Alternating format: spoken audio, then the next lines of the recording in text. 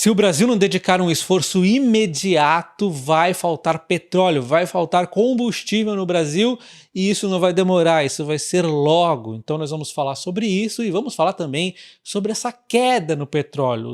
O petróleo está desmoronando e junto dele diversas ações estão caindo. Então a primeira parte é muito focada aqui no cenário macro, cenário Brasil, inclusive importante para quem não investe, para todo mundo é importante.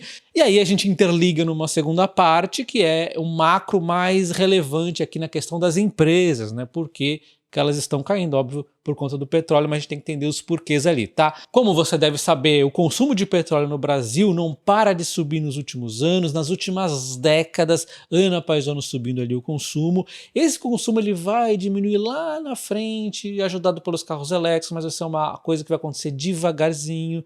Enquanto a produção de petróleo, o pré-sal nos salvou, né? Foi um presente da natureza ali que está nos salvando, onde a produção nossa vem aumentando muito acelerado. Agora temos outras petrolíferas ali, inclusive, ajudando ali a Petrobras na questão dos campos que já estavam ali meio que caindo demais a produção, né? Enfim, temos uma dinâmica de crescimento de produção, como a gente pode ver aqui no relatório EP. Olha só, de 2024 até 2030, nós vamos continuar a subir essa produção. Que lindo, né? Linha de amarelo é a mais atualizada, e aí você pode ver que a partir de 2031 tem um declínio na produção, mas não é um declínio pouquinho, é um declínio muito acelerado e vai cada vez ficar pior. Então essa situação precisa de um remédio hoje. Por que eu falo hoje? Porque quando você começa a explorar um campo, seja offshore ou onshore, precisa de tempo para esse campo começar a produzir. Olha só, em razão dos tempos que podem variar de 3 a 5 anos no onshore, que é os campos ali na terra, ou 7 a 10 anos no offshore, ou seja, nos campos no mar, que é onde a gente está tendo um foco maior, o pré-sal ali, nós precisamos de mais tempo de planejamento, coisa que o Brasil não é muito bom, né? Mas enfim, entre o início da fase da exploração e o início da produção, demora bastante tempo. Então são esses anos que eu mostrei e há uma necessidade imediata no esforço exploratório para conter o declínio da produção prevista para os próximos anos. Então essa dificuldade precisa ser remediada agora para não termos dificuldades em 2031 e diante, porque nós estamos ali num consumo que vai subir, conforme eu já disse, e nós vamos ter aqui um colapso em pouco tempo com esse declínio. Então uma situação que era para ficar cada vez mais bacana para a gente vai ficar pior. Isso é um cenário um pouco Brasil. E por que isso acontece? Dois motivos eu vou te dar. O primeiro é aquela velha dinâmica que eu falo para vocês. Qual é o maior inimigo de uma economia? Controle de preços. E o que fizeram na Petrobras? Controle de preços. Controle de preços causa desinvestimento. E aí a Petrobras ela continuou a investir porque ela era estatal. Então continuaram obrigando a Petrobras a investir, mesmo que o projeto fosse ser prejuízo, mesmo que a empresa desse prejuízo. Beleza, isso aconteceu no governo anterior, o PT ali, e aí até o momento que a empresa ficou com um prejuízo bilionário, insustentável, né? Não tinha mais de onde tirar dinheiro, porque é assim que funciona, né?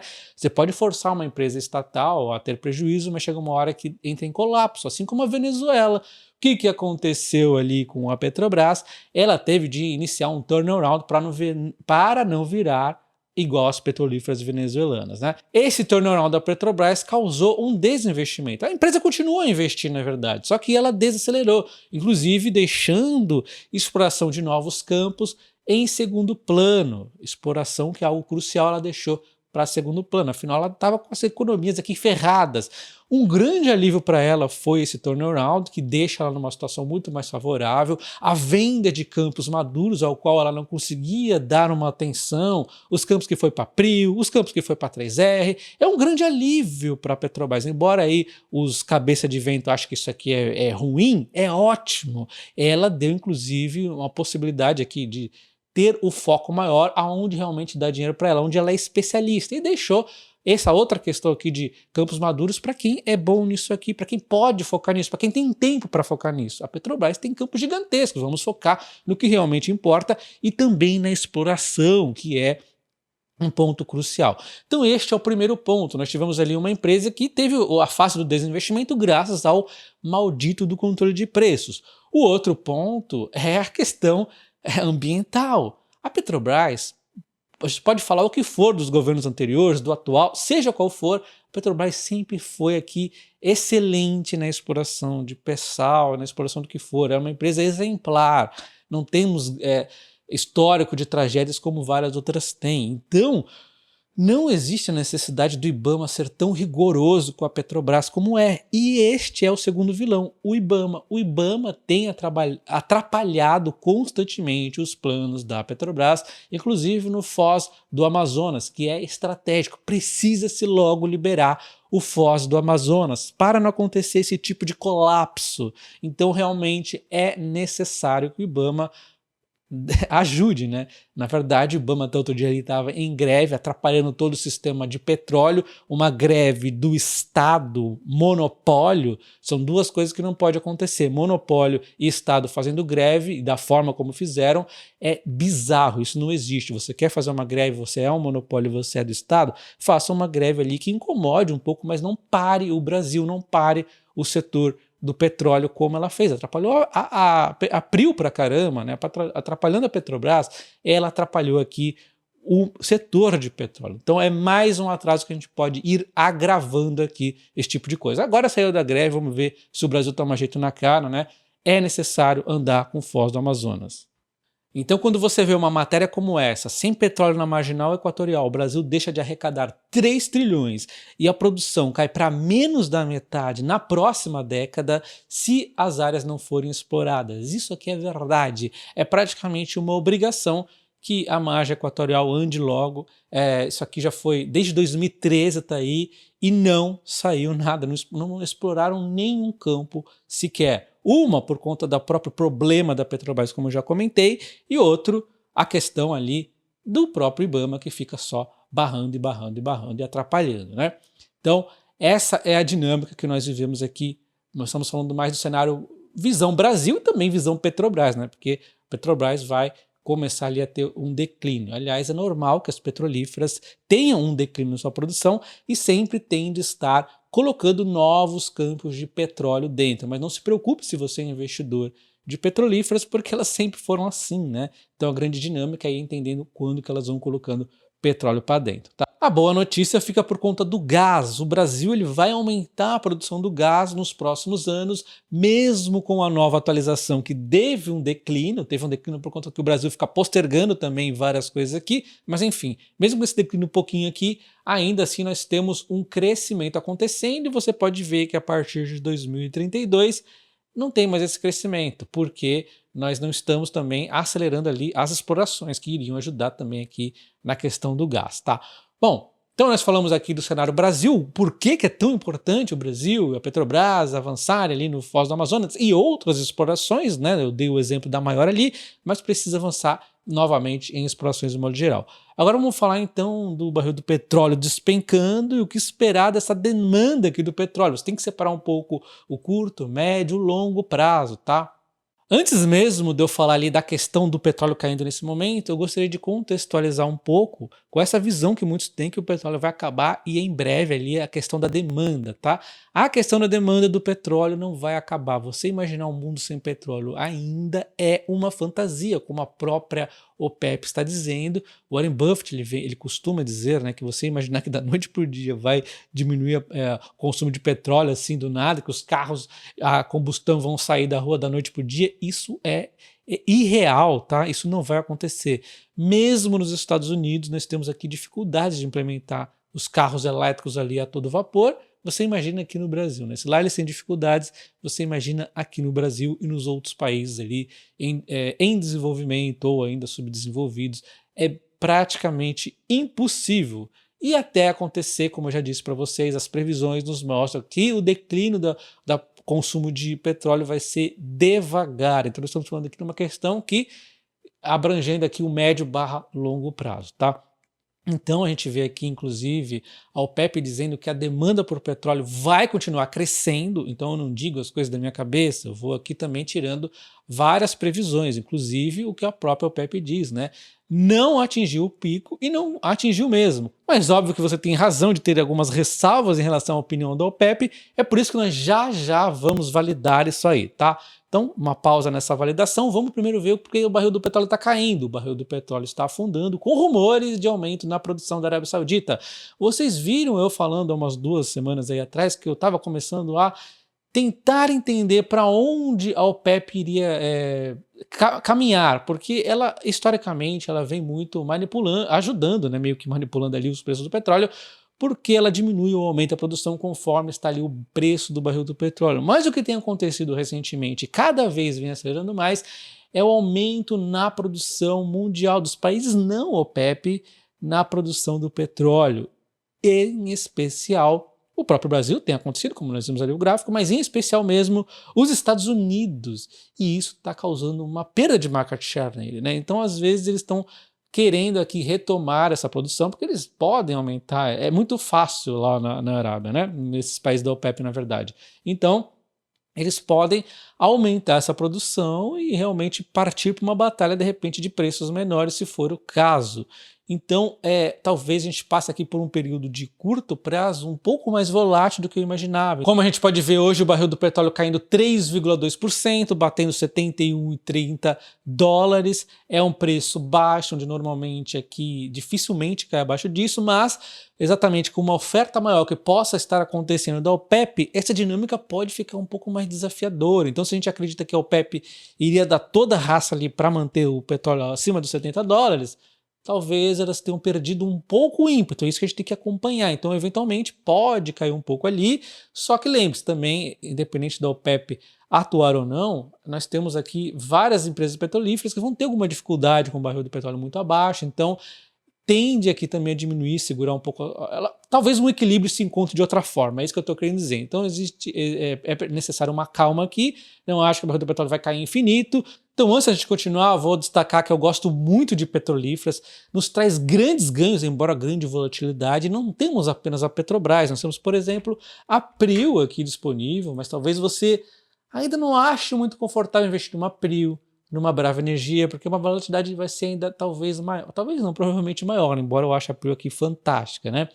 Então, talvez no seu caso, vale a pena você considerar que não estamos apenas no Brasil, nós temos um mundo inteiro disponível para a gente. E na Coin Fury, você pode investir em qualquer uma dessas empresas internacionais, sem corretagem, é tudo livre de taxas aqui. Então nós temos, por exemplo, a ExxonMobil, nós temos nos Estados Unidos, nós temos a Shell na Inglaterra, nós temos empresas do mundo inteiro praticamente para investir aqui no Coin Fury. Se você ainda assim tem medo de investir numa empresa exclusiva, puxa, eu não quero estudar ali a Shell, e nem a ExxonMobil, nem nada, você pode investir via ETFs. ETFs traz uma diversificação de setor para você. Então são várias empresas ali dentro, aí você não acerta a grande campeã. Você vai lá e coloca dinheiro nas maiores empresas ali do setor. Também é uma forma de você se diversificar. Então eu vou deixar na descrição do vídeo para você se cadastrar na Coin Fury. Você utilizando o meu código de boas-vindas, você concorre até R$ 1.250 em ações do Banco do Brasil. Então você, de repente, se cadastra para comprar ali exemplo, tá? Uma ExxonMobil, vai lá e compra e daqui a pouco você ganha ainda R$ 1.250 em ações do Banco do Brasil, tá? Bom, então continuando a entender aqui a dinâmica do petróleo, olha só a produção do petróleo mundial. Aqui nós temos o que vem incomodando a OPEP. Nos últimos 10 anos, aí, um pouco mais, vem subindo aqui demais a linha verde, a amplitude. Olha só como está aumentando a amplitude ali. É a produção da América do Norte, principalmente Estados Unidos, vem crescendo muito. O Brasil também você pode ver ali de amarelo, puxando um pouquinho ali a América do Sul, mas não foi tanto. O mais mesmo foi os Estados Unidos ali na América do Norte via a extração em xisto, que eles usam ali o fracking que eles chamam, né, que é a extração ali nas rochas. Isso aqui acabava poluindo muito os lençóis freáticos e com a evolução tecnológica que foi acontecendo ali ao longo dos últimos anos, isso foi sendo sanado. Agora eles conseguem extrair de forma relativamente segura, né, embora eventualmente tenha aí pessoal negócio de clima, né, não, que vamos acabar com essa extração e tudo mais, mas a verdade é que não tem volta, né? Então, essa produção aumentando aqui está brigando com o market share do Oriente Médio, dos países da OPEP. Olha só o cinzinho ali do Oriente Médio, aumentou bastante a produção ao longo dos últimos anos. Só que recentemente, eventualmente, eles dão uma segurada eles estão ficando um pouco aqui, vamos dizer, não incomodados com essa situação de que outros países estão ganhando aqui market share. Então, às vezes, eles podem realmente dar uma tumultuada, uma chacoalhada ali no mercado. É isso que o mercado está avaliando nesse momento, tá? Mas tudo, nós estamos falando aqui de o que está acontecendo agora, né? Vamos dar uma olhada um pouco mais à frente ali, né? Como eu já disse para vocês, os carros elétricos realmente vão impactar. Você pode ver que a linha de verde são os automóveis, que é o que mais vai estar impactando ali, crescendo pra caramba, e as previsões aqui eles estão sendo, assim, não dá para dizer, não, eles não estão sendo realistas, eles estão puxando para cima a produção dos carros, dos veículos elétricos, inclusive de caminhões, que é uma coisa que está muito irreal nesse momento, né?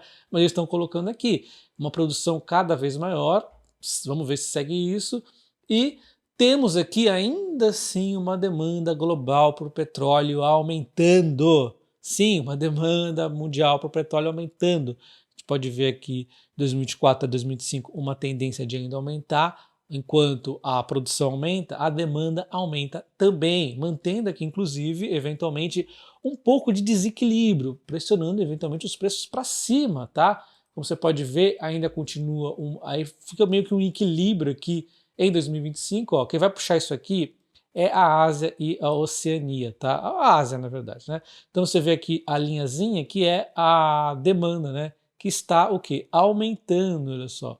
Vai chegar aqui ao topo ali em 2026. E essa dinâmica continua aqui pressionando os preços do petróleo no longo prazo. Como vocês podem ver, eles traçaram aqui uma linha de tendência de preço até 2034, imaginando que a demanda ela vai crescendo ali junto com a oferta. Que na verdade, quando a gente fala que a demanda está crescendo juntinho com a oferta, não existe equilíbrio perfeito. Existe o quê? Existe a OPEP, né? Então o que acontece?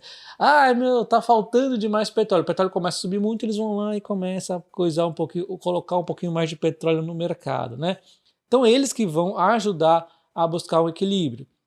E aí o que não pode acontecer é eventualmente a demanda dar uma desacelerada por questões de questão mundial e tudo mais, né, recessão ali, e aí realmente vai ficar uma situação um pouco mais complicada. Mas de qualquer forma você vê o quê? Uma trajetória de referência mantendo ali na casa dos 80 e poucos do barril do petróleo, enquanto numa trajetória de alta de preço, uma trajetória mais otimista pro petróleo, vai a cento e tantos, né? Só que isso só vai acontecer eventualmente. E uma trajetória mais pessimista aqui de barril de petróleo, que eu acho que só vai chegar aqui eventualmente, pode acontecer, caso tenha uma questão de recessão, alguma coisa. E também não vamos ficar sem recessão para sempre. Em algum momento pode acontecer, não vejo isso acontecendo agora, mas puxa, aconteceu ali, sei lá, 2030. Pode ser que busque esse preço, mas manter essa trajetória aqui seria bem difícil. E quando a gente vê as corretoras traçando os preços de petróleo, agora que ele está embaixo, ele já começa a precificar o caos, porque o mercado é assim, então ele já começa a falar, não, o barril do petróleo, olha só, é essa linha aqui de preço que vai ficar o barril do petróleo. Então é isso que você tem que tomar cuidado. As corretoras, casas de análise, eles têm uma tendência de precificar o agora para sempre. Então, se acontecer alguma coisa, um conflito, alguma coisa aí que vai levar o barril do petróleo para 108, eles vão falar, não, olha só, o petróleo agora, a tendência é 100 e quê? Para sempre. Então, assim, cuidado com as previsões de mercado, né? Sempre foi assim, sempre continuará sendo assim, tá? Bom, é isso que eu queria dizer para vocês, dar essa dinâmica toda do cenário de petrolíferos. Os carros elétricos não vão acabar com o setor do petróleo. Vocês viram que as previsões deles ali é de uma produção cada vez maior, eles não economizaram na produção ali de carros elétricos, nas previsões, e ainda assim temos uma demanda suficiente, bacana aqui para compensar qualquer aumento da oferta, principalmente puxado ali pela Ásia, tá bom? Um abraço e até o próximo. Valeu!